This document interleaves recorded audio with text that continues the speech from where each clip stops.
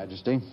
As you know, President Carter isn't the only one who will welcome you to Washington tomorrow. An estimated 15,000 or so demonstrators are also supposed to be there, some demonstrating for you, some against you, as was the case here this afternoon. Are you disturbed over the fact that your visit is causing such a ruckus? I can't say that I'm disturbed because I think that if you go and inquire about the nature of those who demonstrate against, you would find that they are mostly Marxists, anarchists, wearing masks, and I would be very much interested to see how many Iranians are behind those masks. The fact that they don't hide at all that they are Marxists is, I think, a very good sign that why the Marxists are against what I am and what I represent. And also you could go and compare how many they are and how many those who are for their country and eventually their king, how many they are. Well, there are reports, as I'm sure you know, that your government, indirectly as well as directly, have helped organize those pro-government demonstrators to come here to Washington to counter-demonstrate against the antis. Is that true? I'm not aware of the facts. First of all, I think that patriotic elements in our country wanted to show, at least for one time, that the demonstrators are not always those who demonstrate against. And you could have seen who the demonstrators who were against were and those who were for.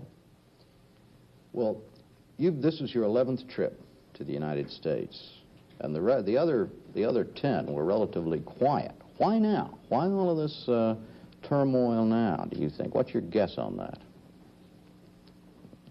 I think my country is taking more and more importance in the geopolitics of the world, and it will be even more important as if eventually the big superpowers adopt a more and more hands-off policy in various regions of the world. And my country is going to obviously play a more and more responsible role in our region. This will not be very pleasant for the forces of subversion and international anarchy and chaos. Are you suggesting, Your Majesty, that these demonstrators who identify themselves as Iranian students, and you saw, I don't know whether you saw the signs, but the signs they were carrying out here and the ones that are apparently already up or waiting for you in Washington, they identify themselves as Iranian students. Are you saying that they are funded in some way or organized in some way by communist elements, or they're not really Iranian students, Iranian citizens? They are, maybe. Some of them, or eventually even many of them, Iranian so-called students in the United States. But if you go and ask them where they study, how long they have been studying, after years and years of study, what degrees they have achieved, I don't think that they will answer you, because they have no answers. They are professional students. And I even heard that here they had the hammer and sickle as a sign on the car boards. And we have many informations relating them to international organizations, no doubt. Well, some of the specific things that, whatever their background and their organization, the things that they are charging against you and your government fall in this area of human rights, and they particularly in the area of squelching political dissent. And so my question is this: are there 100,000 political prisoners now in Iranian jails as they charge? There are 2,200. What are their crimes? What are these 2,200? Mostly terrorists, and all of them Marxists. Would demonstrating, like the people here in Williamsburg are doing today and they're planning to do in Washington tomorrow, would that be considered a crime in Iran? Not simple demonstration. That depends what they would say. If they say things that are forbidden by the law in the country, obviously they will be prosecuted. Otherwise, no. Well, just from so I'll understand this, and the American audience understand what is considered a crime punishable by jail in the political area in Iran. For instance, is to criticize you personally. Is that a crime punishable by imprisonment? That depends what it is said. But what is outlawed in our country, it's communism. It's communism. Yes. So if you advocate communism, that in itself is a crime. That's illegal. That's illegal. To criticize you and your government is not illegal. Not the government, anyway. My God, they are doing that all the time. But you, yourself? Is that permitted? Not if it is against what you call lèse-majesté in French. I think that this is a law that you have in many places. Presumably, it's been widely reported, presumably one of the reasons you want to talk to President Carter is about arms purchases from this country. You are now this country's largest single purchaser of arms. Is it true that you will be discussing arms with him? We will discuss every subject, among them the question of arms. But the question is that my country is a sovereign country, and we have defense needs. If you want to furnish some of those needs, we will be very happy. But the needs will remain the same. Yes. I think what is, especially since this administration began to talk a lot about cutting down arms, conventional arms sales, as I'm sure you're aware, what puzzles a lot of Americans is why a country like yours that still has a large degree of poverty and illiteracy and so on would be spending, with its billions of dollars in oil revenues, would be spending such a high proportion on armaments. They can't quite see why a country situated like yours needs an army, and with its tanks that they say in a few years will be one of the biggest tank fleets in the world, an air force that will be one of the biggest in the world, a navy that will be one of the biggest in the world. Who are you afraid of in the region that you need such a very big armed forces? I have said that before, that we are looking in every direction.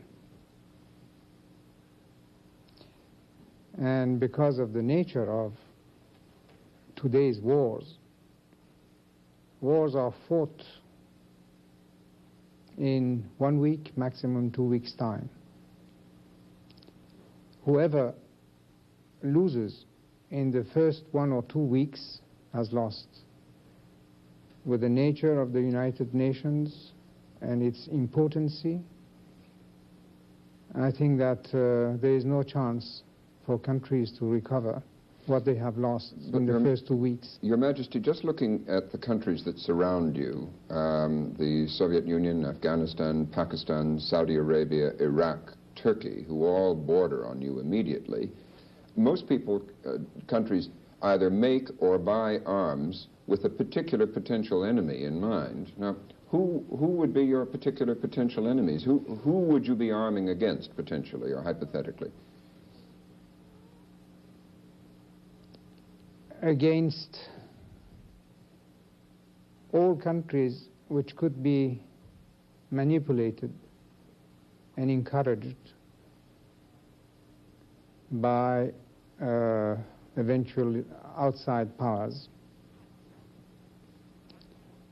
And as I have again said before, we have settled all our problems with, for instance, our neighbor Iraq. But the question remains the same. Today, they have more guns, tanks, and planes that we have, in addition to some weapons, very sophisticated weapons, that we don't even have one exemplary. So Iraq would be one of the countries, although you have, say, you've settled your problems at the moment, that is one you are potentially worried about. That could be. You've also spoken of a role for your country in maintaining stability in the Persian Gulf, the route through which so much of the oil comes out to Japan, to Western Europe, and to this country. And as I understood one of your earlier remarks last year, you weren't sure that President Carter fully understood the importance of that stabilizing role for your country. Does he now understand it, in your view?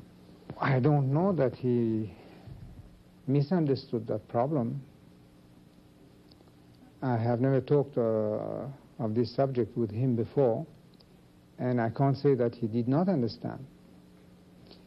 But the vital role of the hydrocarbons is, I think, better known today than yesterday, than the day before yesterday. Specifically on your on the arms that you've been buying recently, are you, as you sit in Tehran looking at the changing politics in the United States, does it give you anxiety, this new move in the Congress and the administration to cut down on arms sales, just ideologically, for ideological reasons? Yes, because I wouldn't understand the reasons. If the world was disarmed, I wouldn't care less. We would feel much happier. We could spend some of the money that we are spending on arms for other purposes. But the case is that the world is arming more than ever, and conventional weapons are being poured in every part of the world. Especially the Middle East. And especially in our region. Now, if you have a SALT II agreement that I wish you can have, we must always work for these kind of understandings anyway. And then if you even decide to hold your actual positions in the Indian Ocean, or even leave the region, you and the Soviets, then we shall be faced with a completely new situation. If the forces for stability, which my country is one of them, then are left without sufficient conventional weapons, then a catastrophe that could not be remedied could eventually happen. And is it true, as reported, that you will be asking for an additional group, 140 is the reported figure, of the new General Dynamics plane, the F-16, of which you've already ordered 160, that you will be looking for more of the AWACS reconnaissance and control planes and naval patrol boats? Is that, have you a shopping list, in other words, as reported? I don't know if I could call that a shopping list. I can call it the defense needs of my country.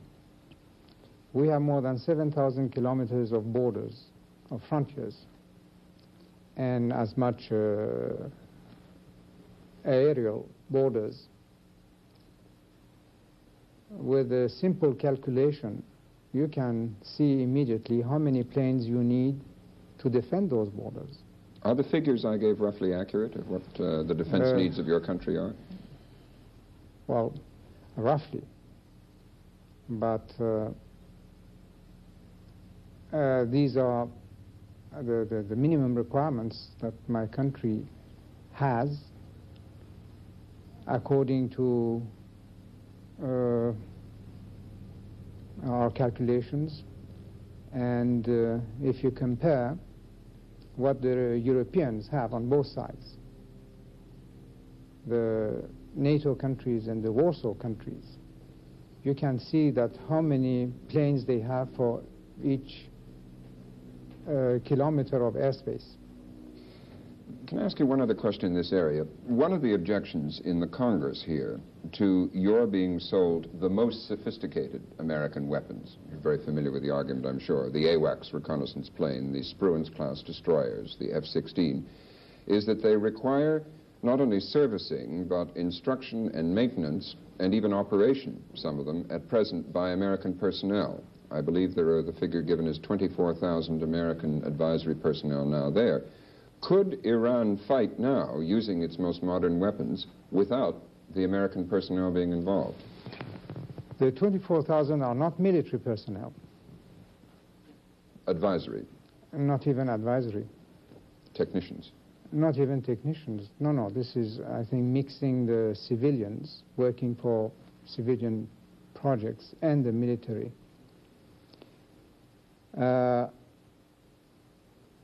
You are not bound to fight with us except by a bilateral agreement that we signed in 1959, where after consultation you will have to come to our help if we are attacked by a communist or communist-inspired country. But you will have obviously your own rules and regulations. Probably there must be some understanding between the executive and the legislative. The question is that we have that agreement, but regardless of that, in many cases we can handle those weapons alone. So buying more such sophisticated weapons would not mean, thinking of the point of view of the Congress, would not be sucking American personnel, civilian or military, into, as is sometimes said, another Vietnam or something if Iran got involved in a conflict? Well, my answer would be to ask you the question, what will you do if we are attacked by a communist or a communist-inspired country? I can't answer that, Your Majesty. Your Majesty, let's talk about oil for a moment. OPEC will consider a price increase at its meeting next month. What is your position on a price increase? I think that we are going just to be spectators in the coming meeting. You have been accusing us of being hawks of every kind of names and nicknames, and now let's other people carry the ball. You mean you do not favor a price increase? We shall remain silent. Is there a need for a price increase? That depends from what angle you look at it. Let's look at it from your angle. Do you feel there is? No, you are asking if there is a need. Some of the people would say that what has been the decrease in the purchasing power because of the world inflation, even of the dollar. Do you expect President Carter to bring this up at your meeting tomorrow? Very certainly, yes.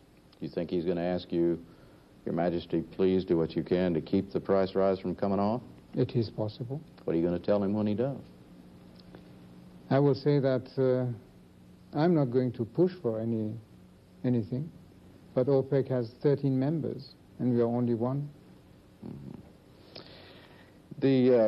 President Carter, as I'm sure you know, has been telling the American people that the United States is almost in a state of being held hostage by Middle East oil at this stage of the game. What's your view of that? Do you feel the United States is hostage to you and the other Middle East countries, the other OPEC countries? To some extent, yes, because you are importing about 51% of your consumption of oil from that part of the world.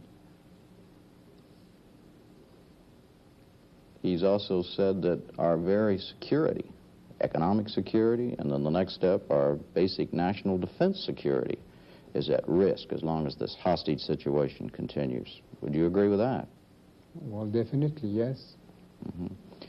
Do you and others in that part of the world consider the possibility that if the spigot should ever be turned off, or if there should be an embargo of any kind, that the United States might have to take armed intervention action to prevent this from happening? Well, that will be up to you. I don't know if you can do it. But there will be no embargo from my country anyway. It's not something that's discussed, the possibility of what this means to the United States and what this means to the Western world could mean. Well, certainly that could be discussed, what it means. And that is why I'm pleading, I'm almost begging the Western world to find new sources of energy.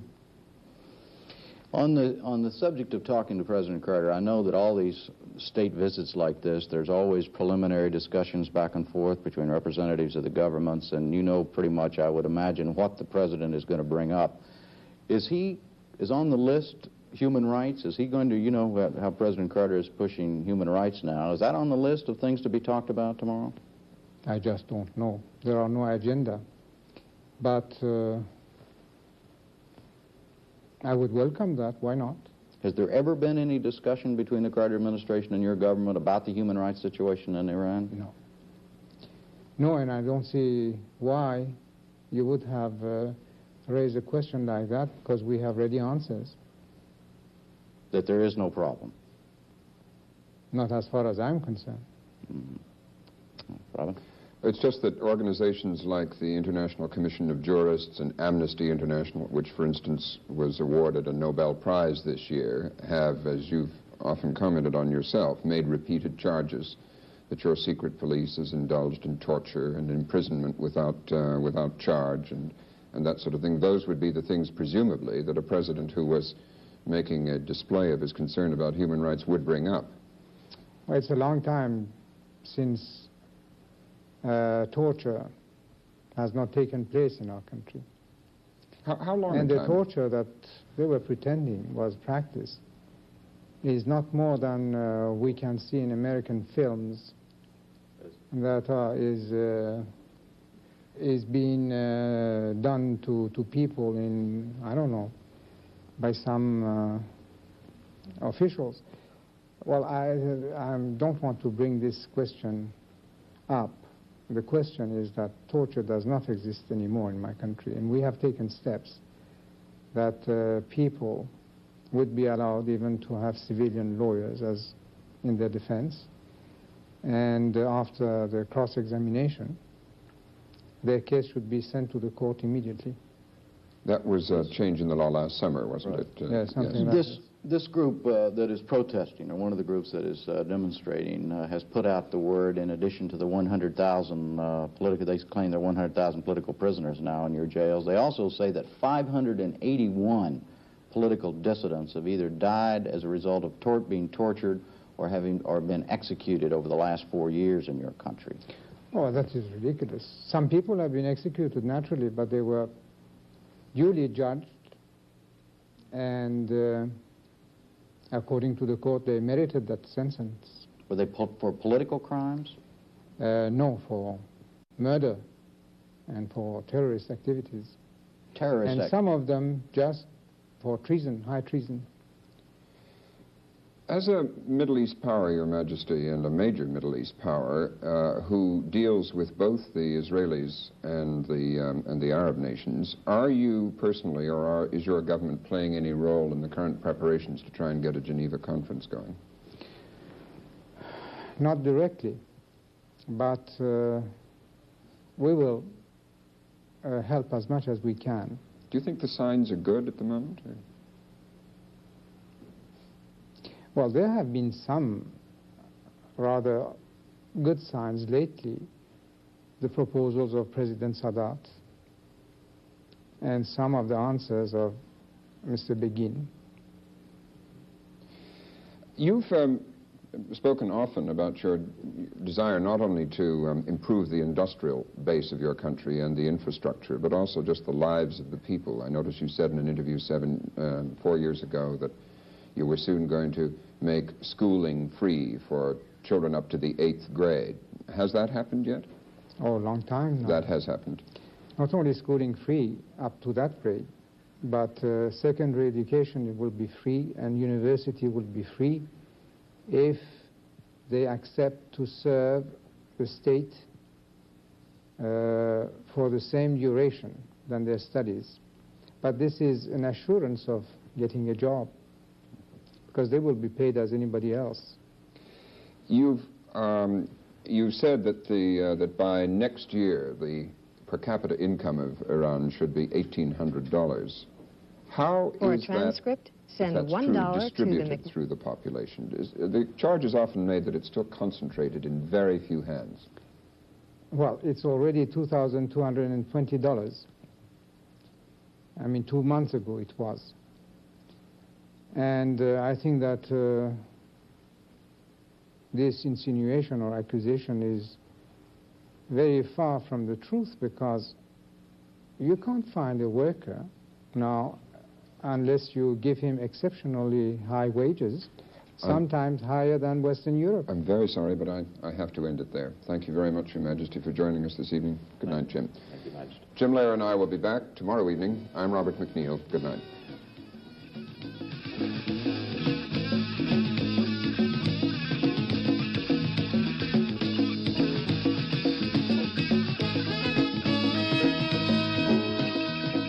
For a transcript, send $1 to the McNeil-Lehrer Report, Box 345, New York, New York, 10019. The McNeil-Lehrer Report was produced by WNET and WETA. They are solely responsible for its content. Funding for this program has been provided by this station and other public television stations, and by grants from Exxon Corporation, Allied Chemical Corporation, and the Corporation for Public Broadcasting.